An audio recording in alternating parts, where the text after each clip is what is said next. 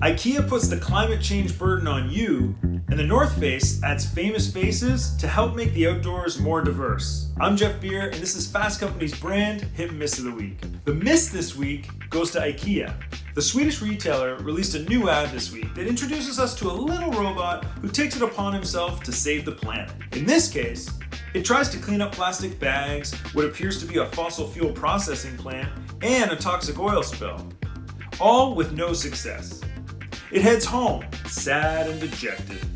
A trash trail dragging behind it. But things perk up once it's with its robot family, and they're dutifully using reusable bags and other sustainable products from Ikea, of course. Then we get the tagline, change a bit for good. All in all, a great sentiment. Living a sustainable life as best as you can? Great. The Pixar WALL-E vibes? Adorable. On the surface, this is a perfectly cute and normal ad that absolutely won't ruin your day.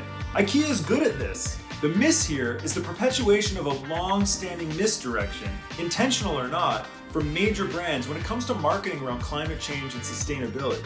Too often, the burden of action is placed on the shoulders of the individual rather than sharing it with corporations and governments. As Morten Bischoff wrote in Fast Company back in 2019, climate change is a planetary scale threat, and as such requires planetary scale reforms that can only be implemented by the world's governments. Individuals can at most be responsible for their own behavior, but governments have the power to implement legislation that compels industries and individuals to act sustainably. Now, Ikea is doing a lot more than making an ad for its part. The company in recent years has launched a furniture rental and buyback program, as well as published disassembly instructions, all part of its effort to be circular by 2030. But it's the overall idea here of focusing on the impact of our individual actions that leaves a bad taste. Especially since, according to Harvard researchers earlier this year, it's been used as a tactic by Exxonmobil for decades. The oil company would create ads, op-eds, and more, focusing on how consumers power their homes and cars to downplay its role in extracting and burning fossil fuels. It purposely placed both the blame and the responsibility for solving the problem on us as individuals. Now, individual action does matter, but by making it a primary focus, intentionally or not, it acts as a diversion to where the real systemic change needs to happen. This week's hit goes to the North Face. What do you picture when you imagine a mountain climber, a backcountry skier, a world-class cyclist?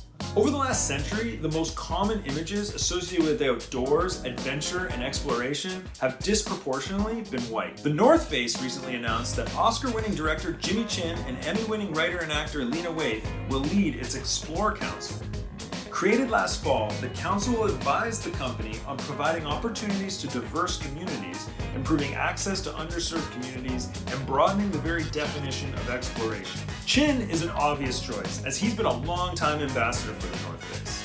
And his climbing film, Free Solo, won the 2019 Academy Award for Best Documentary Feature. Waithe's connection is less obvious.